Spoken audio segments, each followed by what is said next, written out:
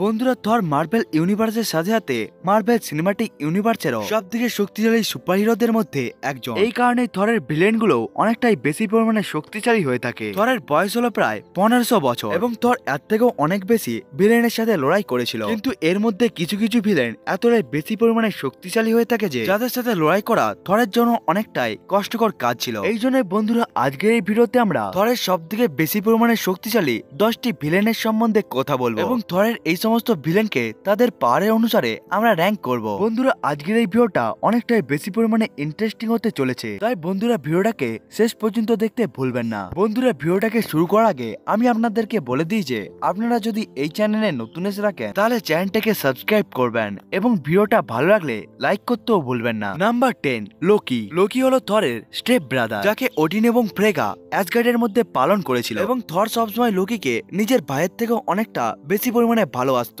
কিন্তু god of mystery Loki সবসময় নিজের ভাই থরকে একেবারে মেরে দিতে চেয়েছিল। লোকি অরিজিনালি একটি ফ্রস্ট জায়েন্ট, যাকে ওডিন নিজের ম্যাজিকের সাহায্যে অ্যাসগার্ডিয়ান বানিয়ে দেয়। লোকি আসলে খুবই পাওয়ারফুল একটি ক্যারেক্টার, যে ম্যাজিককেও খুবই ভালোভাবে ব্যবহার করতে জানে। এসব ছাড়াও লোকি ইলিউশনকে ক্রিয়েট করতে পারে, হোলোগ্রাফিক প্রজেকশনকেও একেবারে তৈরি করতে পারে, টেলিকাইনেসিস করতে পারে এবং সে নিজের ইচ্ছে অনুসারে যে কোনো অবজেক্টকে অ্যাপিয়ার এবং ডিসঅ্যাপিয়ারও করে দিতে পারে। উদাহরণ হিসাবে যখন থ্যানোস লোকির কাছে টেজারাককে আনতে এসেছিল, তখন থ্যানোস এই এবিলিটিকে ব্যবহার করে টেজারাককে একেবারে সবার সামনে নিয়ে এসে গিয়েছিল। এসব ছাড়াও লোকির কাছে খুবই ভালো একটি শার্প মাইন্ড এবং ইন্টেলিজেন্ট রয়েছে, যার ফলে লোকি যদি নিজের পাওয়ারকে ব্যবহার করে কাউকে না হারাতে পারে, তখন লোকি ধোকার সাহায্যে ওই ক্যারেক্টারকে একেবারে হারিয়ে দেয়। এই কারণে লোকি অনেকটাই বেশি পরিমাণে পাওয়ারফুল এবং ভয়ঙ্কর। এই কারণে লোকি থরের সবথেকে পাওয়ারফুল ভিলেনদের মধ্যেও একজন। Number 9, Kurse. Algrim the strong, অর্থাৎ কার্স একটি ডার্ক এলফ, যে ডার্ক রুলের মধ্যে থাকা ম্যালিকেতের সার্ভেন্ট। কার্স খুবই বড় এবং শক্তিশালী একটি ক্যারেক্টার এবং কার্স ডার্ক এলস এর মধ্যেও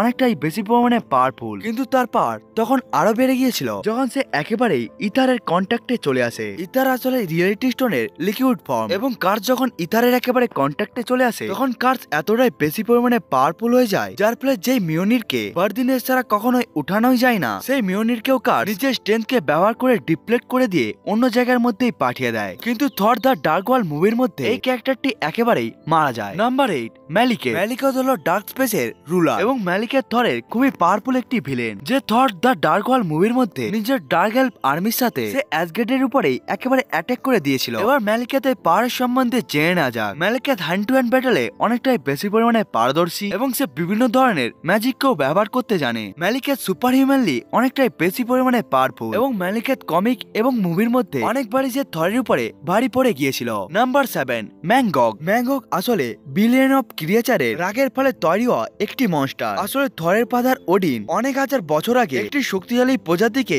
রিয়েলিটি থেকে মুছে দেয়, যার ফলে ওই প্রজাতির বিলিয়ন অফ ক্রিয়েচারের রাগ এক জায়গায় ঐক্যবদ্ধ হয়ে যায়, যার ফলে উৎপন্ন হয় ম্যাংগক মনস্টার। এই কারণে ম্যাংগক ওই সমস্ত ক্রিয়েচারের ফিজিক্যাল ম্যানিফেস্টেশন। এমনকি ম্যাংগক থরের খুবই পাওয়ারফুল একটি ভিলেন এবং ম্যাংগক সবসময় থরকে মারারই চেষ্টা করত। ম্যাংগক আসলে খুবই বেশি পরিমাণে পাওয়ারফুল এবং যেমন ভাবে ম্যাংগকের রাগ ধীরে ধীরে বাড়তে থাকে, তেমন ভাবে ম্যাংগকের পাওয়ার এবং এবিলিটিও ধীরে ধীরে বাড়তে থাকে। ম্যাংগক আসলে এতটাই বেশি পরিমাণে পাওয়ারফুল যে ওডিনও ম্যাংগকের সাথে লড়াই করতে অনেকটাই বেশি পরিমাণে ভয় পায়, কারণ একবার যদি ম্যাংগক অনেকটাই বেশি পরিমাণে রেগে যায়, তখন সে সবকিছুকেই একেবারে ধ্বংস করে দিতে পারে। Number 6, মিডগার্ড serpent. নর্স মাইথোলজির অনুসারে মিডগার্ড সার্পেন্ট থরের ভাই লোকির ছেলে এবং এই মিডগার্ড সার্পেন্ট অনেকটাই বিশাল এবং বড় এবং সে সমুদ্রের মধ্যে একেবারে বেঁচে থাকে এবং এর অ্যাকচুয়াল সাইজ এতটাই বিশাল যে পৃথিবীকে অতি সহজেই নিজের লেজের সাহায্যে একেবারে জড়িয়ে নিতে পারে। কিন্তু থরেরও পাওয়ার কম নয়, কারণ গড অফ থান্ডার থরও এতটাই বেশি পরিমাণে পাওয়ারফুল যে এত বড় মিডগার্ড সার্পেন্টকেও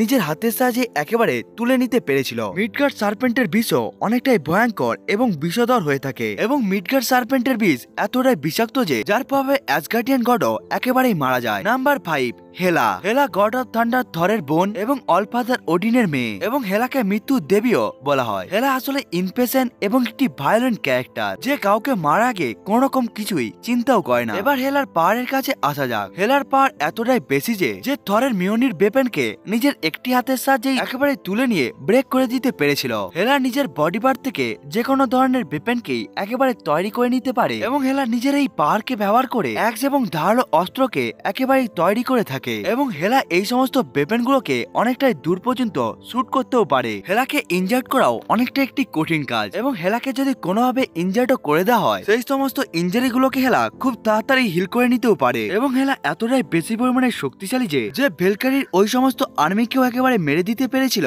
যে ভেলকারিকে অ্যাসগার্ডে সব থেকে শক্তিশালী আর্মিদের মধ্যে একজন মনে করা হতো। এই সমস্ত কারণের জন্য হেলা থরের সব থেকে পাওয়ারফুল ভিলেনের লিস্টে নাম্বার 5-এ রয়েছে। নাম্বার 4, সার্টার। সার্টার আসলে একটি ফায়ার ডেমন যে মাস্টার হাইমের মধ্যে রুল করে থাকে, এবং এই ফায়ার ডেমন যদি নিজের অরিজিনাল ফর্মে চলে আসে তখন সে 1000 ফিটের মতো একেবারে লম্বা হয়ে যায়। সার্টার আসলে একটি ফায়ার ডেমন, যার ফলে সার্টারের বডির মধ্যে অনেকটাই বেশি পরিমাণে তাপমাত্রা রয়েছে, এবং সার্টারের শরীর থেকে যেই তাপটা উৎপন্ন হয় সেটি 1000টি সূর্যের তাপের সমান হয়ে থাকে। সার্টার আসলে খুবই পাওয়ারফুল একটি বিং, এবং সার্টার যদি একবার ইটারনাল ফ্লেমকে পেয়ে যায় তখন সার্টার এতটাই বেশি পরিমাণে পাওয়ারফুল হতে পারবে যার ফলে সে অতি সহজেই একটি প্ল্যানেটকেও ধ্বংস করে দিতে পারবে। এমনকি থর র্যাগনারকের মধ্যে সার্টার যখন ইটারনাল ফ্লেমকে পেয়ে যায় তখন সে পুরো অ্যাসগার্ডকেও একেবারে ধ্বংস করে দেয়। এবং সার্টারের কাছে ওয়েপেন হিসাবে একটি টিউবলাইট শটও রয়েছে, যেটি সার্টারের খুবই পাওয়ারফুল একটি ওয়েপেন, এবং সার্টার থর র্যাগনারকের মধ্যে এই ওয়েপেনটিকেই ব্যবহার করে সে হেলা এবং অ্যাসগার্ডকেও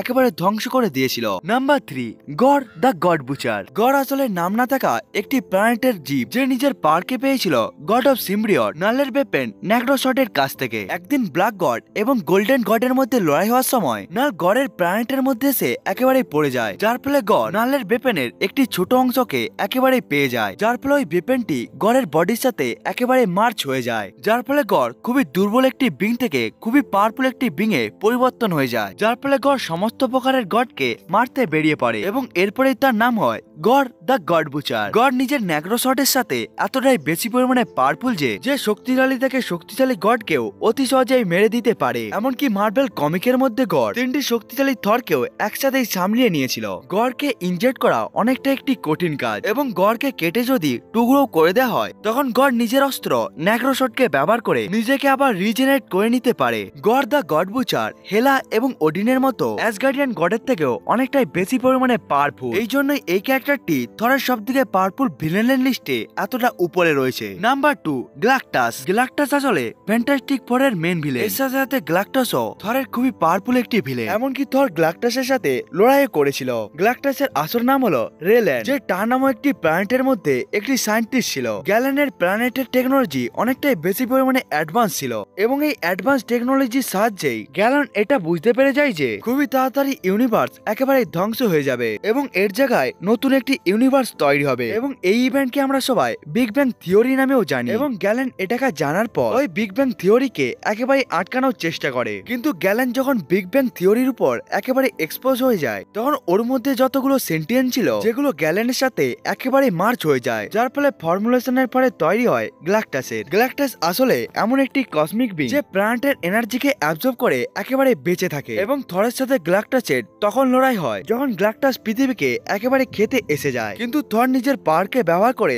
গ্যালাক্টাসের সাথে একেবারে লড়াই করতে থাকে, যার ফলে সে গ্যালাক্টাসকে একেবারে আটকিয়েও নেয়। Number 1, black winter. Black winter আসলে একটি মাল্টিভার্স লেভেলের কসমিক বিং যে এতটাই বেশি পরিমাণে পাওয়ারফুল এবং ডেঞ্জারাস যে যার ফলে সে যেখান দিয়ে যায় সেখানে সমস্ত জিনিসই একেবারে ডিস্ট্রয় হয়ে যায়, এবং এই ব্ল্যাক উইন্টার এনার্জিকে অ্যাবজর্ব করার জন্য পুরো ইউনিভার্সকে একেবারে কনজিউম করে নেয়। ব্ল্যাক উইন্টারের সাথে থরের তখন লড়াই হয় যখন ব্ল্যাক উইন্টার আর্থ 6167 এর কাছে একেবারে পৌঁছে যায়, এবং তখনই গ্যালাক্টাস থরের সামনে এসে যায়, এবং সে ইউনিভার্সকে বাঁচানোর জন্য থরের সাহায্য চায়, যার ফলে থর গ্যালাক্টাসের কাছ থেকে কসমিক এনার্জিকে একেবারে অ্যাবজর্ব করে নেয়, যার ফলে থর পরিবর্তন হয়ে যায় কসমিক কিং থরে। এর ফলে থর ব্ল্যাক উইন্টারের সাথে লড়াই করতে থাকে, এবং থর ব্ল্যাক উইন্টারকে ইউনিভার্সকে ধ্বংস করা থেকে একেবারে বাধা দিয়ে দেয়। ব্ল্যাক উইন্টার খুবই বেশি পরিমাণে পাওয়ারফুল যে একবার কসমককেও একেবারে অ্যাবজর্ব করে নিয়েছিল। বন্ধুরা, এটাই ছিল থরের সবথেকে পাওয়ারফুল 10টি ভিলেন। বন্ধুরা, আজকের এই ভিডিওটা আপনাদেরকে কেমন লাগলো বন্ধুরা কমেন্ট করে আপনারা বলতে ভুলবেন না। বন্ধুরা, আজকের এই ভিডিওটা এতটা পর্যন্তই, দেখা হচ্ছে অন্য একটি ভিডিওতে, ততক্ষণের জন্য বাই বাই।